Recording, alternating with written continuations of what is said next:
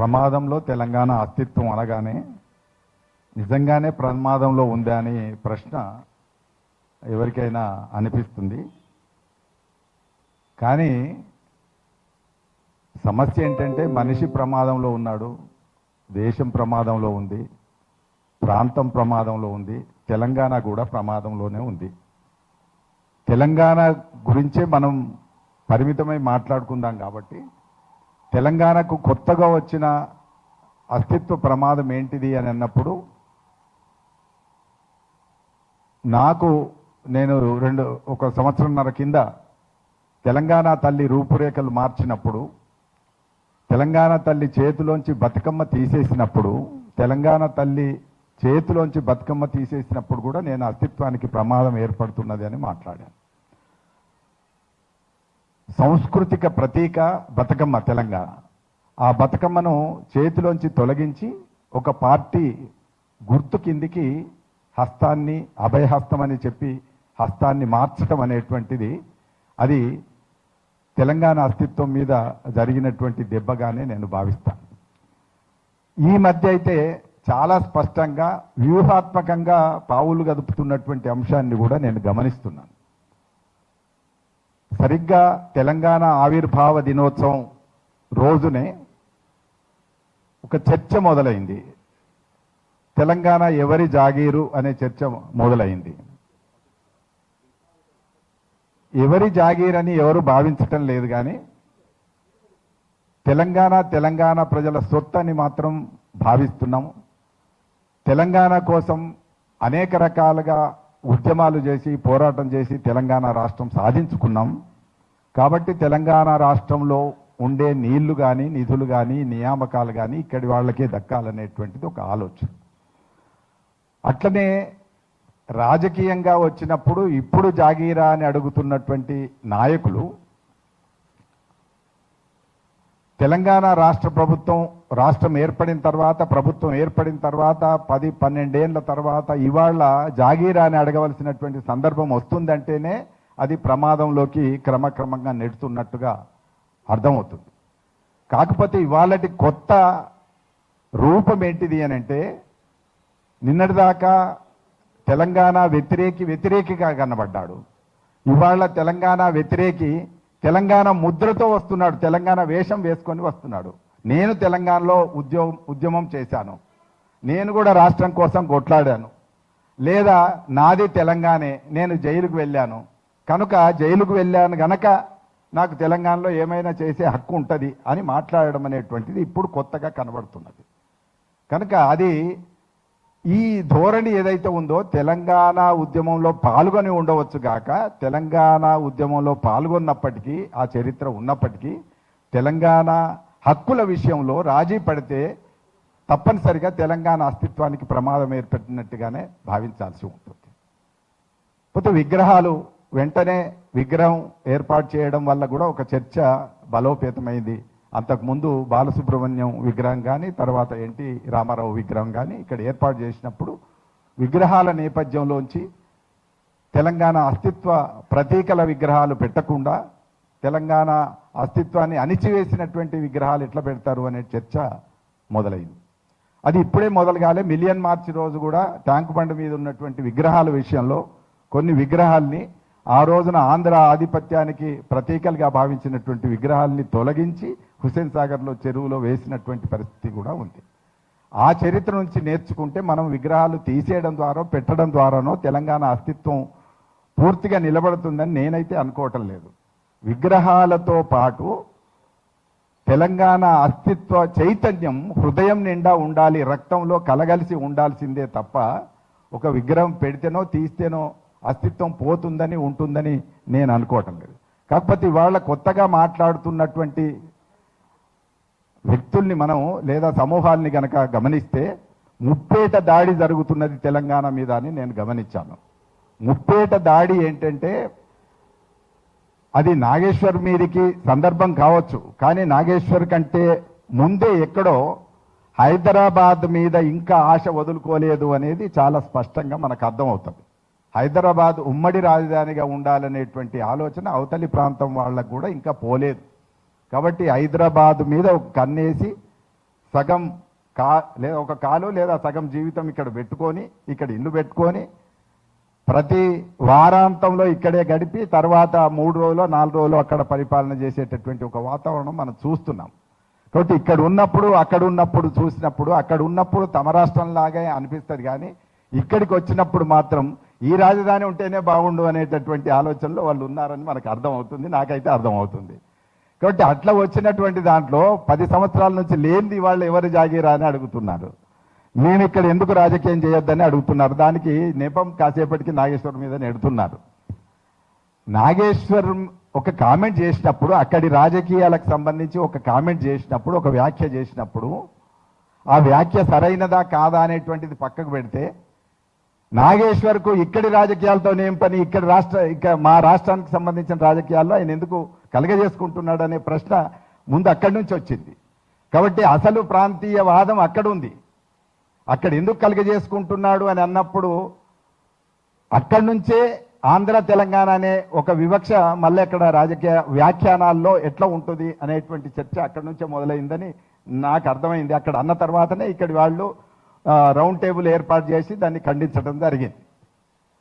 అది ఒక పాయ అయితే, ఆ ఒక పాయలో అవతలి ప్రాంతానికి సంబంధించినటువంటి ఒక పక్షం, అది జనసేన రూపంలో కావచ్చు, వచ్చి ఇక్కడి వాళ్లను కూడగట్టుకొని వాళ్ళు తప్పనిసరిగా ఇక్కడ ఎన్నికల్లో పోటీ చేస్తాం, లేకపోతే మేము ఉద్యమాల్లో ఉన్నామని చెప్పి తెలంగాణ వేషం వేసుకొని వస్తున్నటువంటి దాంట్లో ఒక కామన్ పాయింట్ కనబడుతుంది. అట్లనే అదే రోజు దానికంటే 2 రోజుల ముందట మహానాడు జరుగుతున్నప్పుడు మహానాడులో ఆ పార్టీ యువ అధినేత తెలుగుదేశానికి తెలంగాణలో పూర్వ వైభవం తీసుకొస్తామని చెప్పి కూడా అక్కడ మాట్లాడడం జరిగింది. ఆ మాట్లాడినప్పుడే ఈ ప్రాంతానికి సంబంధించినటువంటి తెలంగాణ ప్రాంతానికి సంబంధించిన తెలుగుదేశం నేత ఆయన ఏమన్నాడంటే, తెలంగాణ అనే పదం ఎక్కడ డిక్షనరీలో కూడా లేదు అని అన్నాడు.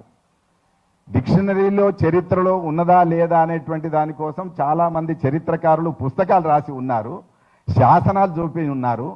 ఆ శాసనాలు కూడా ఏ శతాబ్దం నుంచి ఎన్ని రకాల శాసనాలు ఉన్నాయి, ఇంగ్లీష్లో ఎన్ని పుస్తకాలు ఉన్నాయి, తెలుగులో ఎన్ని పుస్తకాలు ఉన్నాయి, అనేక రకాలైనటువంటి చరిత్ర పుస్తకాలని పరిశోధన చేసిన తర్వాత ఇవాళ ఆయన మాట్లాడుతున్న నిఘంటువులో తెలంగాణ లేదు అనే పదమే లేదు అని మాట్లాడుతున్నాడు. అంటే ఆయన ఏం చదువుకున్నాడో నాకు తెలియదు, కానీ నిఘంటువుల్లో చాలా పదాలు ఉన్నాయి. అంత మాత్రాన భాషలో అవి లేనట్టు కాదు. నిఘంటువును ఎప్పటికప్పుడు అప్డేట్ చేస్తేనే నిఘంటువు అవుతుంది. ఇంగ్లీషు నిఘంటువులో కూడా అన్ని ఇంగ్లీష్ పదాలు ఉండకపోవచ్చు. వాటన్నిటినీ ప్రతి సంవత్సరం తప్పనిసరి ఆక్స్ఫర్డ్ డిక్షనరీలో కూడా ప్రతి సంవత్సరం కొత్త పదాలు ఎన్ని వచ్చినాయి ఆ అన్నిటిని కూడా డిక్షనరీలో చేర్చేటటువంటి ప్రయత్నం జరుగుతుంది.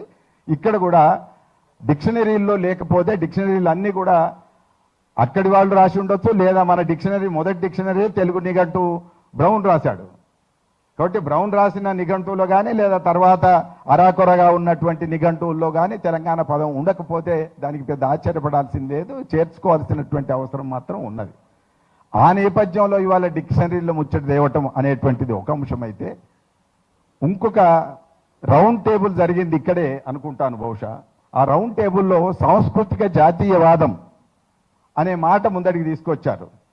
ఆ సాంస్కృతిక జాతీయవాదం అనే పేరుతో ముందటికి తీసుకొచ్చినటువంటి ఆ రౌండ్ టేబుల్లో ఒక ప్రస్తావన ఏమొచ్చింది అని అంటే, ఇక్కడ ఎవరైనా రాజకీయం చేసుకోవచ్చు అని అంటూనే ఇక్కడ ఎవరైతే గో బ్యాక్ అంటున్నారో గో బ్యాక్ అనేటువంటి వాళ్ళ యొక్క గొంతులు నలిపేయాలి అనే మాట కూడా వాడారు. అంటే నేను చాలా జాగ్రత్తగా విన్నాను, 1కి 2 సార్లు 3 సార్లు ఇక్కడ ఏ గొంతు పెకిలినా కూడా ఆ గొంతులన్నింటినీ కూడా నలిపేయాలని గట్టిగా మాట్లాడారు. అంటే తెలంగాణ అనేది ఇంకా అవసరం లేదు, ఇక్కడ సాంస్కృతిక జాతీయవాదం అన్నప్పుడు మొత్తం దేశమంతా ఒకటే అయితే ఏ దేశంలోంచి ఎవరైనా ఎక్కడికైనా వెళ్ళొచ్చు, ఎక్కడైనా స్థిరపడవచ్చు, ఎక్కడైనా వ్యాపారాలు చేసుకోవచ్చు, ఎక్కడైనా రాజకీయాలు చేసుకోవచ్చు. తెలంగాణ ఉద్యమం నడిచిందే ఆధిపత్యానికి వ్యతిరేకంగా, ఒక ప్రాంతానికి వ్యతిరేకంగా మాత్రమే కాదది. ఆంధ్ర ప్రాంతం నుంచి వచ్చి ఉన్నవాళ్ళు చాలామంది ఇక్కడ ఉన్నారు, సామాన్యులు కావచ్చు, ఉద్యోగులు కావచ్చు, మీ విలేకరులు కావచ్చు, మీడియా కావచ్చు, ఇంకా అనేక మంది ఉన్నారు. వాళ్ళన్నది మీద కాదు, ఎవరైతే ఆధిపత్యం చెలాయిస్తున్నారో తెలంగాణ మీద, తెలంగాణ రాష్ట్ర ప్రజల మీద, తెలంగాణ సాంస్కృతిక అస్తిత్వం మీద ఎవరైతే ఆధిపత్యం చేస్తున్నారో వాళ్లను మాత్రమే గో బ్యాక్ అనేటువంటిది జరిగింది. ఇక్కడ ఆప్షన్లు లేవు, ఉండదలుచుకుంటే ఉండవచ్చు, వ్యాపారం కూడా చేసుకోవచ్చు. ఆ మాటకు వస్తే ప్రజలు ఒప్పుకుంటే రాజకీయం కూడా చేసుకోవచ్చు. కానీ ఆధిపత్యం చేస్తా అంటే ఇక్కడి వర్గాలు ఊకోవు, ఇక్కడి ప్రజలు ఊకోరు, ఇక్కడి చైతన్యవాదులు లేదా ఉద్యమకారులు ఊకోరు అనేటువంటిదే ప్రధానంగా చెప్పడం జరిగింది. ఆప్షన్ లేదు. ఆధిపత్యం చేయడానికే తెలంగాణకు వస్తే వాళ్లను ఇక్కడ ఒప్పుకునేటటువంటి సమస్య లేదు. టోన్ రాజకీయం చేయడానికి వచ్చినటువంటి వాళ్ళు జాగీరాని మాట్లాడతారని నేను అనుకోను. ప్రజల మీద గౌరవం ఉండాలి, ఇక్కడి ఓటర్ల మీద గౌరవం ఉండాలి. వాళ్లను ఎట్లా కన్విన్స్ చేసి ఓట్లు తెచ్చుకుంటారో ఆ పద్ధతిలో ఆలోచించాల్సిందే తప్ప ఇది జాగీరా నేను చేసి తీరుతానని సినిమా టైప్లో భీకరమైనటువంటి డైలాగులు ఏకపాత్రాభినయం చేస్తే తెలంగాణ ప్రజలు అనేక ఏకపాత్రాభినయాలు చూసిన వాళ్లే. ఆ ఏకపాత్రాభినయాలని కూడా ఎక్కడ పెట్టాలో అక్కడ పెట్టినటువంటి వాళ్ళు వీళ్ళు నిజానికి అస్తిత్వ ప్రేమికులు, తెలంగాణ ప్రేమికులు, కళల ప్రేమికులు కూడా. కళల ప్రేమికులే కానీ ఆధిపత్యంకు మాత్రం వ్యతిరేకులు అనేటువంటిది చాలా స్పష్టంగా చెప్పాల్సినటువంటి అవసరం. ఇక్కడ మూడు గొంతులు ఒకటిగా కనబడుతున్నాయి. ఏంటంటే రెండు రాజకీయ పక్షాలు మాత్రమే కాకుండా సాంస్కృతిక పక్షానికి సంబంధించి కేంద్ర సాంస్కృతిక పక్షానికి సంబంధించిన వాళ్ళు కూడా జాతీయవాదం అనే పేరుతో తెలంగాణ వాదాన్ని వ్యతిరేకిస్తున్నటువంటి అంశం చాలా స్పష్టంగా ఆ రౌండ్ టేబుల్లో అయితే నాకు కనబడ్డది. ఇందులోనే జనసేన అధినేత మాట్లాడినటువంటి ఒక మాటలో ఒక మాట చాలా దుర్మార్గమైన మాట. తెలంగాణ ఉద్యమం ఉధృతంగా అలలలలుగా ఎగిరిపడ్డప్పుడు కూడా అననటువంటి మాట ఒకటి అన్నాడు, ప్రాంతీయవాదాన్ని మించిన ఉగ్రవాదం లేదు అన్నాడు ఆయన. అంటే ప్రాంతీయవాదాన్ని ఉగ్రవాదంతో పోల్చదలుచుకున్నారు అని అర్థమవుతుంది. ప్రాంతీయవాదాన్ని ఉగ్రవాదంతో పోల్చేటటువంటి పరిస్థితి ఉద్యమం నడిచేటప్పుడు కూడా లేదు. కానీ ఇవాళ ఎందుకు వస్తున్నది అని అంటే ఇవాళ ఇంకా అయిపోయిన తెలంగాణను ఇంకెందుకు బతికిస్తున్నారు అనేటువంటి కోపంలోంచి వస్తున్నది అని నేను అనుకుంటున్నాను. కాబట్టి వాళ్ళ కోపం అంతా ఏంటిదంటే ఇంకా రాష్ట్రం ఏర్పడ్డాక తెలంగాణ ఏంటిది అని చాలా మంది మాట్లాడుతున్నప్పుడు కూడా నేను వింటున్నాను. కానీ రాష్ట్రం ఏర్పడంగానే తెలంగాణ అస్తిత్వం పరిపూర్ణమైనట్టు కాదు, తెలంగాణ హక్కులు పరిపూర్ణంగా సమకూరినట్టు కాదు. రాష్ట్రం ఏర్పడిన తర్వాతనే తెలంగాణ చైతన్యం ఎక్కువ కావాల్సి ఉంది. దాశరథి రంగాచార్య గారు బతికున్న రోజుల్లో ఒక మాట ఎప్పుడూ చెప్పేవారు, ఆఖరికి యశోద హాస్పిటల్కు బెడ్ మీద ఉన్నారు అని అంటే చూడడానికి పోతే ఆయన ఒకటే అన్నారు, ఆ చివరి దశలో తెలంగాణ వచ్చిన తొలి దశలో బెడ్ మీద ఉన్నప్పుడు పోతే ఆయన ఒక మాట అన్నారు, తెలంగాణీకరణం జరగాలి కానీ తెలంగాణ రాష్ట్రం రాగానే మీరందరూ కూడా మత్తులో ఉంటే ఏం లాభం లేదని మాట్లాడారు. తెలంగాణీకరణం అంటే రక్తగతం కావాలి తెలంగాణ అనేది అని చెప్పి ఆయన చెప్పాడు. అంటే అంత పెద్దవాళ్ళు తెలంగాణ భావుకతతో ఉన్నటువంటి వాళ్ళు ఇది కేవలం ఉద్వేగం మాత్రమే అనుకోవద్దు, సెంటిమెంట్ మాత్రమే అనుకోవద్దు. సెంటిమెంట్తో తెచ్చుకున్నారు అని మాట్లాడుతుంటారు. ఇంకా కొన్ని సందర్భాల్లో అయితే రాజకీయాలు చేసినటువంటి వాళ్ళు సృష్టించిందే తప్ప దీనికి ఏ రకమైనటువంటి చారిత్రక ప్రాధాన్యత లేదు అని కూడా కొందరు మాట్లాడగా వింటున్నాను. కానీ చాలా స్పష్టంగా ఇది రాజకీయాల కంటే ముందు భాషలోంచి సాంస్కృతిక అస్తిత్వంలోంచి మొదలైంది అనే విషయం రాజకీయంగా 2001లో పార్టీ రావచ్చు కానీ ఇక్కడ 95-96 నుంచే అశోక్ అన్నకు తెలుసు, 95-96 నుంచే ఇక్కడ సాంస్కృతిక చైతన్యం మొదలైంది, అస్తిత్వ ఉద్యమాలు మొదలైనవి. ఆ అస్తిత్వ ఉద్యమాలు క్రమక్రమంగా పెరిగి పాటలు ముందే వచ్చినాయి, వ్యాసాలు ముందే వచ్చినాయి, పుస్తకాలు ముందే వచ్చినాయి, జర్నలిస్టులు ముందే ఆర్గనైజ్ అయినరు, రచయితలు ముందే ఆర్గనైజ్ అయినరు, కళాకారులు ముందే ఆర్గనైజ్ అయినరు. ఇందరు అయిన తర్వాతనే రాజకీయ పక్షం ముందటికి వచ్చింది అనేది ఇది చరిత్ర. కాబట్టి రాజకీయాలు వచ్చి సాంస్కృతిక అస్తిత్వం రాలేదు, రాజకీయాల కంటే ముందే సాంస్కృతిక అస్తిత్వం వచ్చి తర్వాత రాజకీయం వచ్చింది. రాజకీయ అస్తిత్వం కూడా స్థిరంగా నిలబడడానికి సాంస్కృతిక చైతన్యం, సాంస్కృతిక అస్తిత్వం కారణం.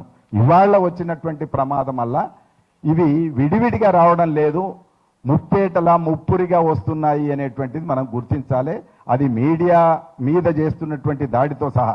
ఒకటి బాగా గుర్తుపెట్టుకుంటే తెలంగాణ ఉద్యమం 95-96లో మొదలైనటువంటి రోజున కూడా ప్రధాన మీడియా ఎప్పుడు సపోర్ట్ చేయలేదు తెలంగాణకు. అప్పుడు కూడా చిన్న చిన్న పత్రికలు పెట్టుకొని నడుపుకొని వాటి ద్వారా తెలంగాణ చైతన్యాన్ని పెంచుకోవాల్సినటువంటి పరిస్థితి ఏర్పడ్డది. ఇప్పుడు కూడా ప్రధాన మీడియా పూర్తిగా తెలంగాణ అనుకూలంగా ఏం లేదు, వాళ్ళు ఎప్పుడో ఉధృతమైనప్పుడు మాట్లాడతారేమో కానీ ఇప్పుడు మాత్రం ఏం ప్రమాదం వచ్చింది అని మాట్లాడతారు. ఇప్పుడు కూడా ఇండిపెండెంట్గా నడుపుకుంటున్నటువంటి ఛానళ్ళు మాత్రమే తెలంగాణ గురించి తరచుగా మాట్లాడుతున్నాయనేది నేను గమనించాను. కాబట్టి ఈ కోపం ముఖ్యమంత్రి గారికి కూడా ఈ ఇండిపెండెంట్ ఛానళ్ళ మీద అప్పుడప్పుడు కోపం దురుసుగా మాట్లాడినటువంటి సందర్భాలు, ఏరి ఆ గొట్టాలు పట్టుకొని రాలేదా, వాళ్ళు ఎక్కడ పోయినరు అని గొట్టాలు అని మాట్లాడడం, చులకన అభిప్రాయంతో మాట్లాడినటువంటి సందర్భాలు ఒక దినపత్రికకు సంబంధించినటువంటి ఒక సభలో కూడా వీళ్ళందరినీ కలిపి చాలా తక్కువ చేసి మాట్లాడడం జరిగింది. ఈ చులకన భావం ఎందుకు వస్తున్నది అని అంటే కేవలం వీళ్ళు ప్రదర్శిస్తున్నటువంటి ఒక సత్య అన్వేషణలో బయటికి తెస్తున్నటువంటి విషయాలు అందులో కొన్ని ఉండవచ్చు, కొన్ని సత్యం లేకపోయి ఉండవచ్చు. కానీ దాని అంత మాత్రాన మొత్తంగా ఇవన్నిటి గొట్టాలుగానో ఇవన్నిటి అంటే మీడియా కింద కూడా జమ చేయకుండా మాట్లాడడం అనేటువంటిది అది తెలంగాణ అస్తిత్వం మీద కోపం మాత్రమే అని నేను అనుకుంటున్నాను. అది ముఖ్యమంత్రి దగ్గర నుంచి అవతల ప్రాంతంలో ఉన్న రాజకీయ నాయకుల దగ్గర నుంచి సాంస్కృతిక జాతీయవాదం చెప్పేటటువంటి వాళ్ళ దగ్గర నుంచి వీళ్ళందరూ కూడా నలిపేస్తాం, తొక్కేస్తాం, నారదీస్తాం, ఏదో రకరకాల పద్ధతిలో ఈ హింసాత్మకమైనటువంటి భాష వాడడం మాత్రం తప్పకుండా తెలంగాణ అస్తిత్వం ప్రమాదంలో ఉందని నేను భావిస్తున్నాను. ఉపయోగించే భాష చూడండి, గతంలో ఉపయోగించలేదు, ఇప్పుడు ఉపయోగిస్తున్నారు. అంటే ఇప్పుడు ఒక దురుద్దేశం ఉంది. ఇప్పటికీ హైదరాబాద్ ఉమ్మడి రాజధాని కావాలి అనే దానికి అంబేద్కర్ నేపథ్యంగా తెచ్చో ఇంకెవరినో నేపథ్యంగా తెచ్చో మాట్లాడుతున్నటువంటి సందర్భాలు ఉన్నాయి. కనుక తెలంగాణ అస్తిత్వానికి నిజంగానే ప్రమాదం ఉంది. తెలంగాణ ప్రజలు మేల్కొనాల్సి ఉంది. తెలంగాణ ఉద్యమకారులందరూ కూడా ఐక్యవేదికలు పెట్టుకోవడానికి ఏదో కార్డులు ఇస్తారని ఈ మధ్య అంటే కార్డుల కోసం తన్నాడుతున్నారు తప్ప నిజానికి ఈ అస్తిత్వానికి ప్రమాదం ఏర్పడినప్పుడు ఎంత గొంతుతో మాట్లాడాలనో అంత గొంతుతో ఇవాళ మాట్లాడవలసినటువంటి ఒక సందర్భం మాత్రం ఏర్పడింది. దానికి మీరు పూనుకున్నందుకు హృదయపూర్వకంగా నేను ఈ ఇండిపెండెంట్ మీడియాకు సంబంధించిన యూనియన్ను నేను హృదయపూర్వకంగా ఆహ్వానిస్తూ ఇది లోతుగా చర్చ జరగాలి. ఇది కేవలం నేను అనగానే నువ్వు అనగానే కాదు, లోతుగా చర్చ జరగాలి. ఒక నిర్మాణాత్మకమైనటువంటి చర్చ కూడా జరగాలి. జరిగిన తర్వాత నిజంగానే ప్రమాదం ఏర్పడిందా లేదా అనేటువంటిది వాళ్ళ మనం తేల్చుకోవాలి. అయితే భాషలో తీవ్రతను మనం తప్పనిసరిగా ఇవాళ తీవ్రంగా చూడవలసినటువంటి అవసరం ఉంది అనేది మాత్రం చెప్తూ తెలంగాణ వర్ధిల్లాలి, తెలంగాణ సాంస్కృతిక అస్తిత్వం వర్ధిల్లాలి.